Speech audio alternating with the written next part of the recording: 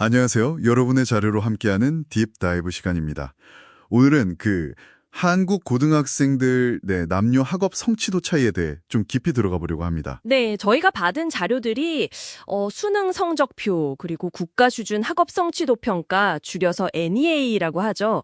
또 국제 학업 성취도 평가, 피사 결과, 관련 연구들까지 다양하네요. 맞습니다. 그래서 이번 딥다이브는요. 단순히 뭐랄까, 누가 더 잘해 이걸 넘어서서 그 데이터 안에 숨겨진 성별 성취 패턴의 좀 복잡한 면들, 그리고 그 배경 요인까지 한번 같이 풀어보는 게 저희 미션입니다. 네, 흥미로운 주제가 될 것 같습니다. 자, 그럼 바로 시작해볼까요? 제일 익숙한 수능부터 한번 보죠. 네, 국어는 여학생, 수학은 남학생 평균 점수가 높다. 이건 다들 아시는 얘기잖아요. 그렇죠. 워낙 많이 알려진 사실이죠. 2024학년도 수능만 딱 봐도 국어 평균 표준 점수.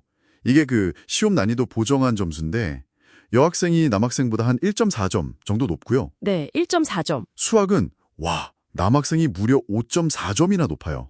꽤 차이가 크죠. 5.4점이면 상당한 차이죠.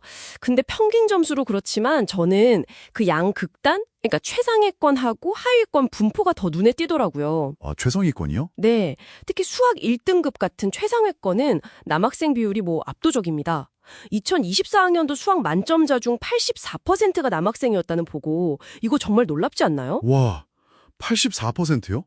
그건 정말 압도적인데요? 거의 다 남학생이라는 거잖아요. 그렇죠. 반면에 국어 최상위권 1, 2등급은 전통적으로 여학생들이 좀 강세를 보여왔는데 근데 최근 한 2, 3년, 그러니까 2023, 2024학년도 수능 결과를 보면요. 남학생 비율이 거의 비슷해지거나 오히려 살짝 역전하는 그런 모습이 나타나고 있어요. 정말요? 국어 최상위권에서요?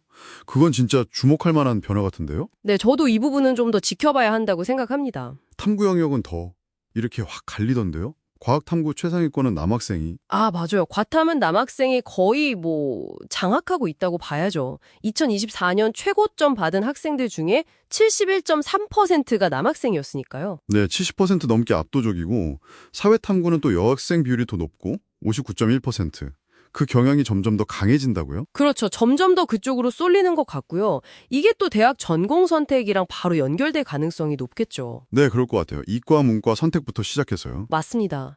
근데 이게 그러니까 수능 결과만 딱 보고 원래 남자는 수학과학, 여자는 국어사회 쪽이 강하구나. 이렇게 단정하기는 좀 어려워요. 아, 그런가요? 왜죠? 그 NAEA 자료 아까 말한 국가 수준 학업 성취도 평가 자료를 분석한 연구가 아주 중요한 점을 보여주는데요. 네. 사교육이나 부모님 학력 수준, 아니면 학교 유형, 단성인지 공학인지 이런 환경 변수들을 통계적으로 딱 통제하고 나니까요. 네네. 변수를 제외하고 보니까 중학교 단계에서는 수학 성별 격차가 거의 사라졌고요. 고등학교에서는 오히려 여학생 성적이 더 높게 나오는 결과가 있었어요. 와, 그건 정말 놀라운데요? 환경 요인을 떼니까 수학에서 여학생이 더 높게 나온다고요? 고등학교에서? 예. 그러니까 우리가 보는 그 수능 점수 차이라는 게 어쩌면 타고난 능력 차이라기보다는 환경적인 요인의 영향을 크게 받고 있을 수 있다는 거죠. 이야, 이거 정말 중요한 지적인데요. 그럼 단순 능력 차이가 아닐 수 있다는 아주 강력한 증거네요. 바로 그겁니다. 환경의 영향을 배제하면 수학 능력 자체는 성별 차이가 거의 없거나 경우에 따라선 여학생이 앞설 수도 있다는 가능성을 보여주는 거죠. 이 부분을 절대 놓치면 안 될 것 같아요. 알겠습니다. 그럼 시야를 좀 더 넓혀서 국제 비교는 어떤가요? 피사 2022 결과를 보면 또 다른 그림이 그려지던데요? 네, 만 15세 학생들이 대상이죠. 맞아요. 피사 읽기 영역에서는 여학생 점수가 남학생보다 월등히 높아요. 무려 34점 차이. 34점이면 정말 큰 차이입니다. 국제적으로도요. 근데 더 놀라운 건 이 격차가 2018년 조사 때보다 훨씬 더 벌어졌다는 거예요. 남학생들 읽기 능력, 이거 좀 심각하게 봐야 하는 문제 아닌가요? 네, 읽기 능력 격차 확대는 좀 우려스러운 부분입니다. 교육계에서도 계속 지적이 나오고 있고요. 반면에 피사 수학하고 과학 영역에서는 남녀 점수 차이가 통계적으로 유의미한 수준은 아니었어요. 그래요? 수능 수학이나 과학 탐구에서는 남학생 우위가 그렇게 뚜렷했는데 피사에서는 차이가 없다니. 이것도 흥미롭네요. 네, 이게 바로 평가 방식의 차이 때문일 수 있다는 거죠. 아, 평가 방식? 네. 수능은 아무래도 교과서 중심의 지식 암기나 문제풀이 능력을 주로 본다면 피사는 배운 지식을 실생활 맥락에서 얼마나 잘 활용하는지 그 소양, 리터러시를 평가하거든요. 평가 목표 자체가 좀 다른 거죠. 평가 방식에 따라 이렇게 성별 격차가 다르게 나타날 수 있다는 거네요. 그쵸? 네, 맞습니다. 아, 그리고 피사 결과 중에 그거 있었잖아요. 한국 학생들의 수학 성취도는 세계 최상위권인데 정작 수학에 대한 자신감이나 흥미는 OECD 평균보다 낮다는 거예요. 네, 그 역설적인 결과요. 맞아요. 그게 참 아이러니하단 말이죠. 잘하는데 왜 즐기지를 못할까요? 네, 그 부분도 아주 중요한 포인트입니다. 높은 성취에 대한 압박감이라든지 너무 경쟁적인 교육 환경 같은 게 원인으로 꼽히기도 하고요.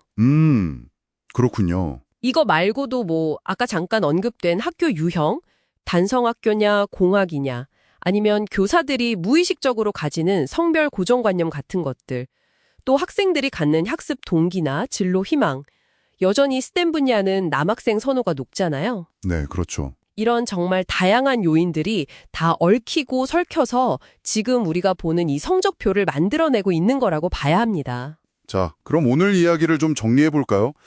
들어보니까 한국 고등학생들의 학업 성취에는 분명히 성별에 따른 어떤 패턴이 보여요.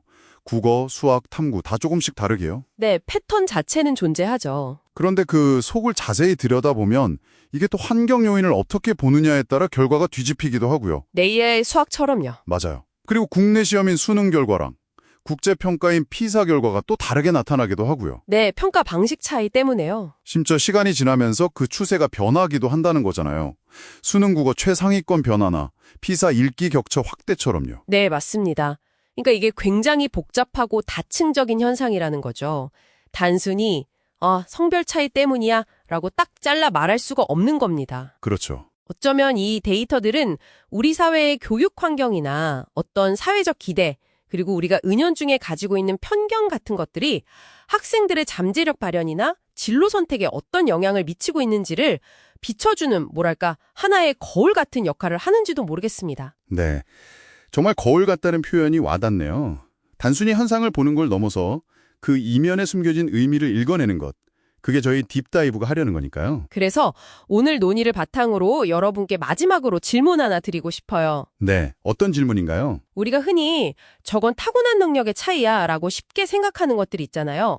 그런 것들 중에 과연 얼마만큼이 사실은 우리 교육 시스템이나 사회적인 시선 그 자체가 만들어낸 결과일까 하는 점입니다. 아, 능력이라고 생각했던 것이 사실은 만들어진 결과일 수 있다. 네, 한 번쯤 깊이 곱씹어 볼 만한 질문이 아닐까 싶습니다.